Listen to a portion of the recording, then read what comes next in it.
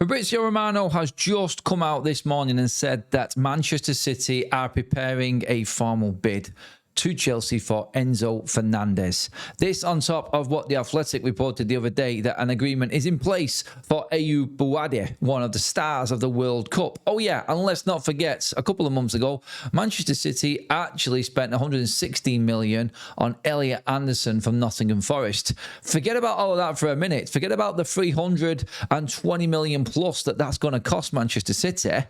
That midfield rebuild is actually on the books cheaper than Manchester United's midfield rebuild of 155 million for Santos, for Baleba, and of course for Yuri Tillemans. How the hell has that even happened? I'm going to break it all down in this video for you and explain how crazy two big football clubs have been run in completely different ways over the last 5 years. It's the only explanation to how this is even being managed by Manchester City. It kind of embarrasses Man United at the same time, and how Manchester United have been running their club.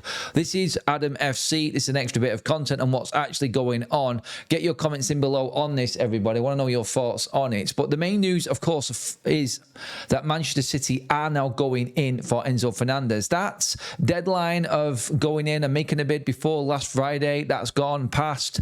Deal is still on, it would seem, and City are going in big time to rebuild their midfield.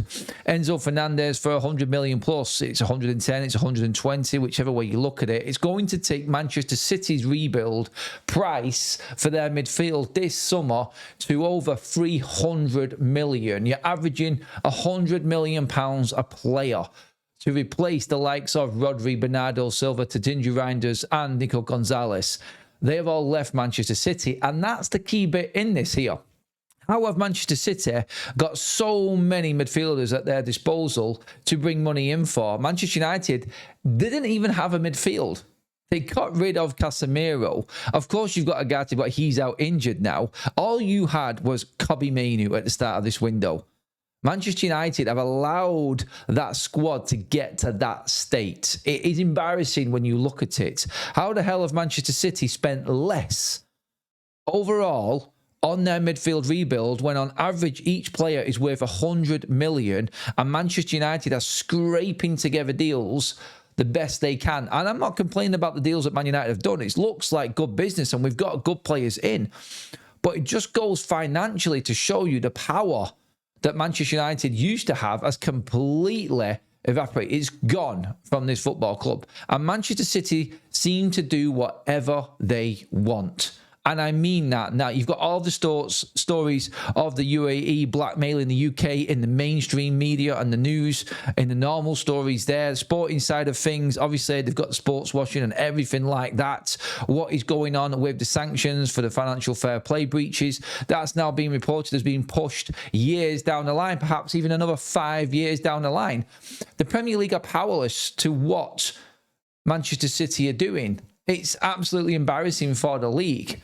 But when you look at the business side of things and how Manchester City probably used what they did in breaching them financial fair play rules to get to where they are now, it actually has been one of the cleverest moves ever in football. And when you've got power and money behind you, it just shows you what can actually happen. You could call out corruption to the highest level at any single point of this. But right now, within financial fair play rules, within the Premier League, City are playing by the game. City are playing by the rules. They're playing a game that everybody else is. They just sell better and buy better than anybody else. It's embarrassing for other clubs, in particular Manchester United, when you compare this. And look, I've said before, I've not got a problem with the players that Manchester United have brought in. I'm happy with them players at my club. I am. But Manchester City, money-wise, it's actually scary. How have Manchester City managed to do this? Everyone's like, how are they spending 300 million on the midfield? And Manchester United are spending 155 million on theirs. 3 players in for both clubs in that midfield area in their respective rebuilds, and City have still spent less than Manchester United this summer on that. How is that? That's how clubs are run, and that's behind it, the explanation of it. If you break it down, let's just say, and the ballpark figures here, just for an example, Anderson 116 million, Buwadi 85.7 million if you include the add-ons, and obviously Enzo is reported around about 120. City are going to get him. You just know when this news comes out, they're just going to get Enzo. So let's put Enzo in there. Approximately 322 million spent by Manchester City. Rodri leaves for 65.4 million. Reinders 52 million. Nico Gonzalez reportedly 50 million as well. Bernardo Silva's left on a free, of course, but there's 4 midfielders out at Manchester City. Like I said before, they actually have midfielders to move on in the first place, which is embarrassing comparing to Manchester United. Again, how does a club like Man United get such a threadbare squad like that? Someone's got to ask the question, surely. So when you add City spend against City selling players, it's really good business. You can't argue with it. City have actually sold £167 worth of midfielders this summer. They've released them from the club or sold them on. So City's midfield rebuild comes in at approximately 154.3 million net spend this summer. Manchester United's 155. It's funny. You have to laugh at it, don't you? Because City are doing nothing wrong right now. They're breaking no rules. It's what Manchester City did to get to this point that everybody's bringing up and what's being spoken about. But in terms of business, this you have to look at and say is head and shoulders above anybody else in the Premier League at the moment. Before we get back to the video, I want to talk to you about something that's really impressed me. Look at these transformations. Oh my days. Michael Owen, £40 lost on his plan. Anita, £60 more lost on hers. And Linda, £50 lost on her Oxford Natural plan. Let's make it clear, and I'm going to tell you this from my own experience, you have to put the work in yourself. You have to want to make these changes and healthier changes in your life. But people have kept asking me, since working with Oxford Natural, what is the difference? Why do day and night supplements with Oxford Natural make such a big change? Well, that's because normal supplements only have one ingredient. Oxford Natural's Optimum Day supplements have 7 different ingredients in them. Ingredients like citicoline to help mental clarity, green tea extract to help metabolism. And when your day is over, Optimum Night supplements kick in and give you an extra 6 ingredients like ashwagandha to help deal with everyday stress in life, lavender to give you a better sleep quality as well. Both supplements combine together to the ultimate 24-hour system to help you through your day. If you're thinking it is time to make a change, click on the link in the description of this video or scan the QR code on your screen to get 70% off your first order when using promo code AdamFC. Now let's get back to the video.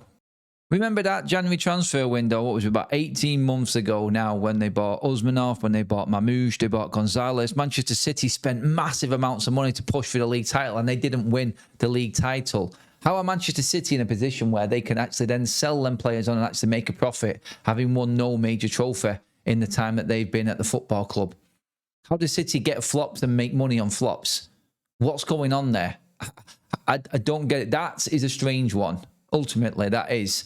Because you're not talking elite players here. City are making money on players that don't fit. City are making money on players that haven't hit the mark or lived up to the expectations. It's crazy. Omar Mamouche will also be sold this summer for Manchester City, and they're thinking of going for Cody Gakpo. There is different levels of transfers going on in this transfer window. It's really, really strange. You've got the likes of Manchester United doing what they're doing. Worst case scenario than that, you're looking at what Aston Villa are struggling with right now. And then you look at the spend of Tottenham, City and Chelsea and what they're doing. It just seems to be 2 different worlds at the moment. I know there have been real changes. I know some have benefited more from it than others. But how is the gap so big from big clubs like Manchester United and Aston Villa, and you could say Newcastle United, and then Spurs, Chelsea, Manchester City get to do what they're doing? The one club that is interesting this summer so far is Liverpool. When are they going to come to town? Even Arsenal, the champions, haven't spent anywhere near the money that Spurs, Chelsea and Manchester City have.